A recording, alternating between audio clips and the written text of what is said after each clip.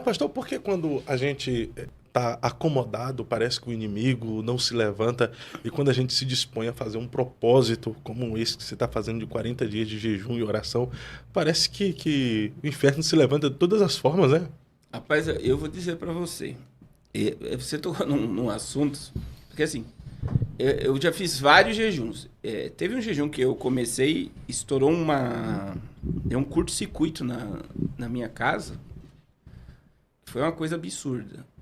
No jejum, várias pessoas tiveram problemas elétricos. Nesse jejum, um dia antes de começar, eu estava com a minha família toda descendo aqui de Curitiba para eu vim no batismo da minha filha. E descendo embora, estourou o pneu no meu carro com toda a minha família dentro. Misericórdia. Mas estourou, parecia uma bomba. A lateral do carro ali, as peças saíram.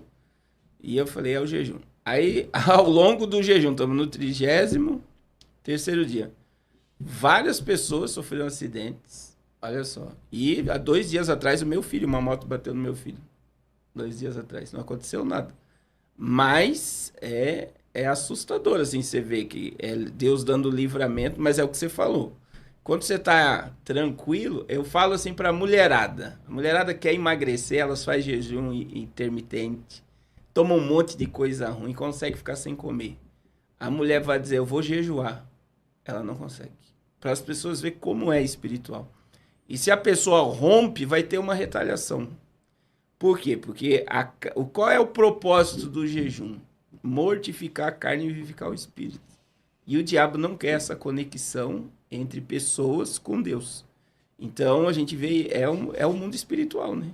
Deveria ser diferente, né? A partir do momento que você está em jejum, o Senhor poderia te guardar a tal ponto que tudo fluísse a mil maravilhas. Você não tivesse problemas, não tivesse ataque, porque você está resguardado espiritualmente.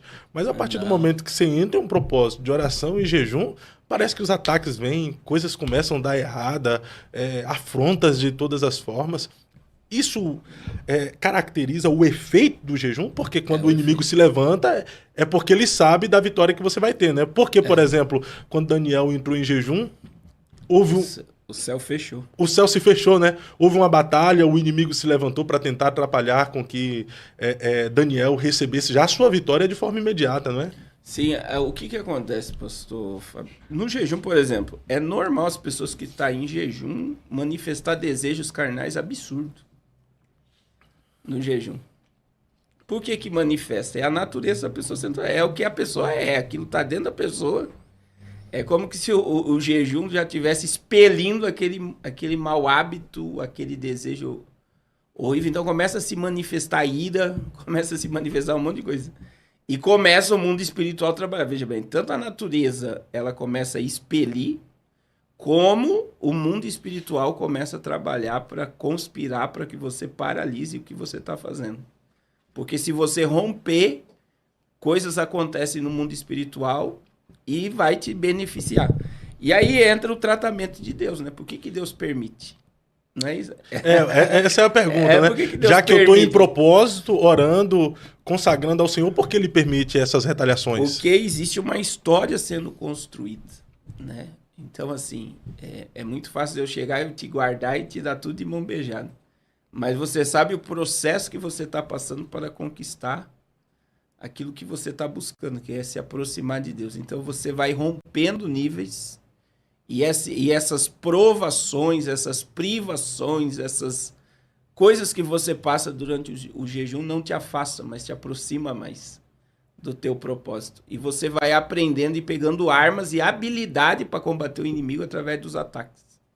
Então é a mesma coisa de uma resistência. Deus está te dando resistência para muitos embates. Então tem coisas que depois que você cria o hábito de jejuar, você vai vendo que você vai galgando níveis e a tua percepção do mundo espiritual e a tua habilidade para atacar, ela está mais aberta.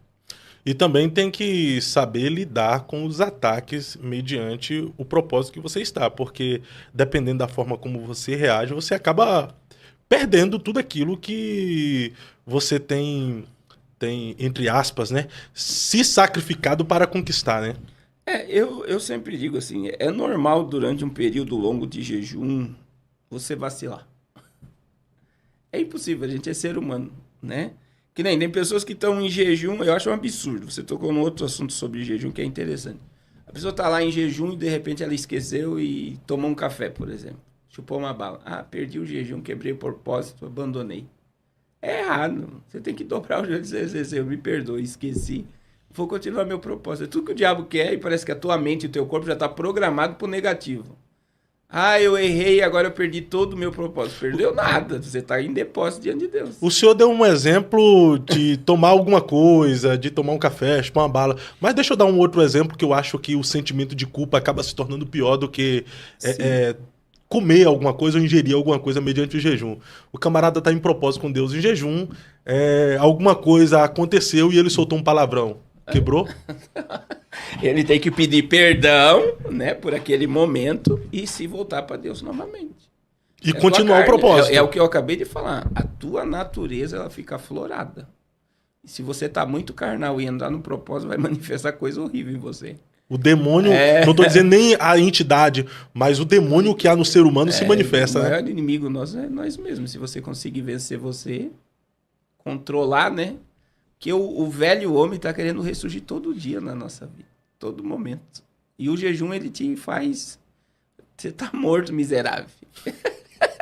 Você não vai surgir. Eu não vou vacilar, eu vou pedir perdão e vou continuar. Então as pessoas desistem fácil. E a gente tá numa geração... parece... Por exemplo, a gente começou em live ao vivo. Eu acredito que ter mais de 1.000 pessoas nesse propósito.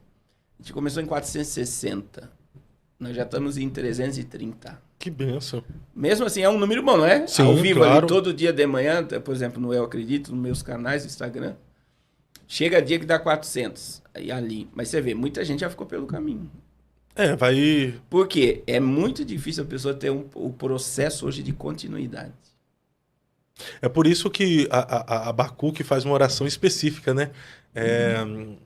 Ele fala bem assim, aviva, ó Senhor, a tua obra no meio dos anos, a notifica. Por quê? Porque começar às vezes é muito fácil. A pessoa está impulsionada, inspirada, motivada, mas com o passar do tempo ela vai se desmotivando, vai esfriando e tal. Então requer, na metade, ter um avivamento que impulsione ela a continuar com o gás do início, né? Com certeza. E depois, daí eu acho interessante quando se torna um hábito, né?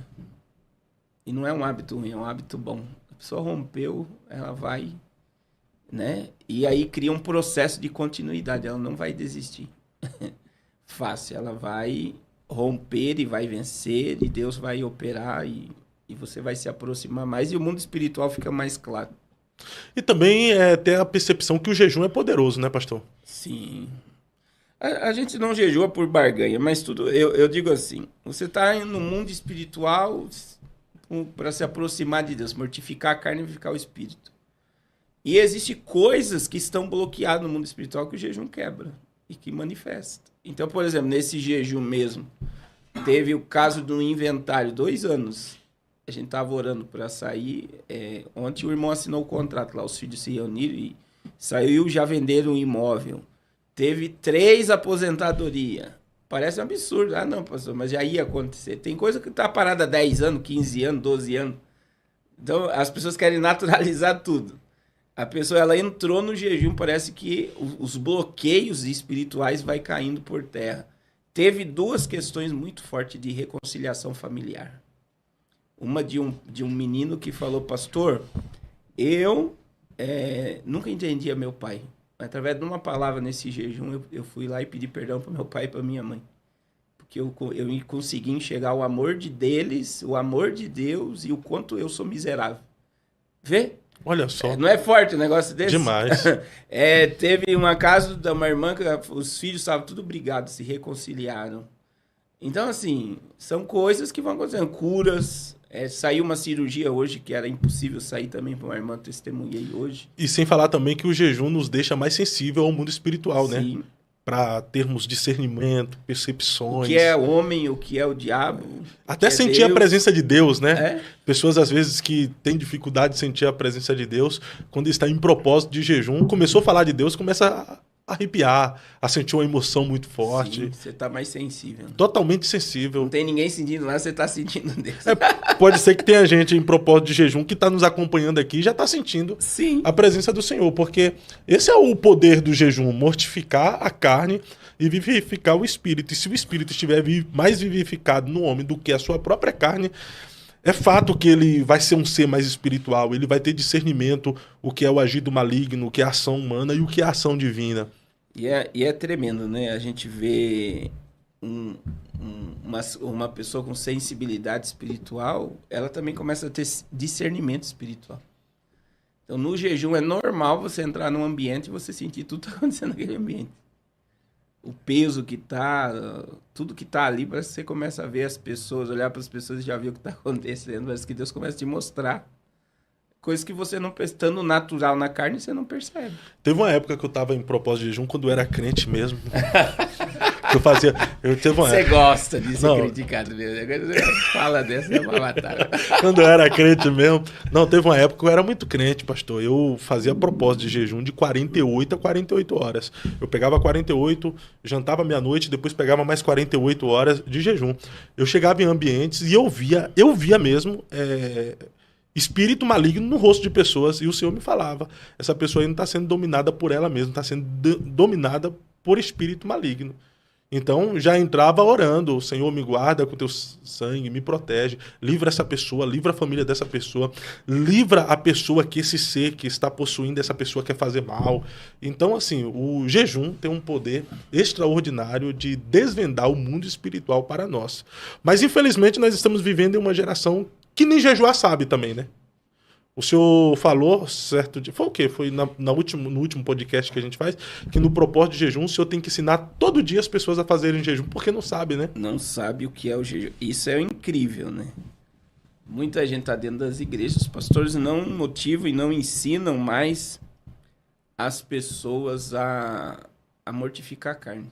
Aí você vê o nível que tá as igrejas, né? De não terem propósitos de jejum. E o jejum coletivo, ele é bíblico, né? Ele é bíblico porque, você vê, o rei de Jonas, de Nínive, botou o povo para jejuar. O jejum de Esther, foi tudo com o jejum o quê? Coletivo.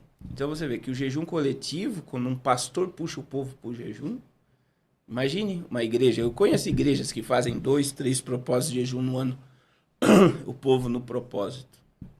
Coisas sobrenaturais acontecem, né? Hoje tem muitas igrejas, principalmente as igrejas comunidade, estão fazendo jejum de rede social. Você acha que é válido um jejum de rede social? Pastor, mediante o tempo que nós estamos vivendo, em que as pessoas estão muito apegadas às redes sociais, então a partir do momento que faz um jejum de redes sociais, que vai gerar na pessoa uma abstinência, é válido. É válido. Onde mais a nossa carne está sendo alimentada hoje? Entretenimento, distrações. A pessoa está fora do propósito. Só que, veja, a gente eu passei por uma situação esse mês, eu acredito que aconteceu isso no jejum, né? Que, querendo ou não, tenta abalar nossas emoções, né? Que é a gente ser alvo de crítica e as pessoas passando uma imagem de você que você não é. É difícil lidar com essa situação, né? Os haters da vida. É que assim, existem os haters e existem os críticos mesmo. As pessoas que às vezes te amam e te criticam. Os haters, às vezes você tem que ignorar. Os haters, às vezes você tem que ignorar, digo na maioria das vezes. Ou você se posicionar também e respondê-los, né? Porque senão os haters, você vai abaixando demais pra ele e vai mostrando o fundo. E aí eles querem montar, né? Sim. Só que assim, a gente tem que aprender, eu digo assim, a lidar com essa situação com muita sabedoria, né? Com muito discernimento. Porque até que ponto que as pessoas falam a nosso respeito é verdade, né? Tem pessoas que, hoje, infelizmente, tem pessoas que precisam ser combatidas e precisam ser expostas. Milagre e proteção. Campanha profética, Salmo 91. São 16 dias de oração, de palavra, de dedicação ao nosso Senhor Jesus, para mudar a tua história e a história da tua família. Existem coisas que só Deus faz e nós temos que crer e acreditar nesse Deus que faz o impossível. Venha participar conosco dessa maravilhosa campanha do Salmo 91. A playlist está nos comentários fixados. Participe. Eu tenho certeza que Deus, Ele tem algo maior para você. Também na descrição você encontra outras campanhas. Deus te abençoe, hoje e sempre.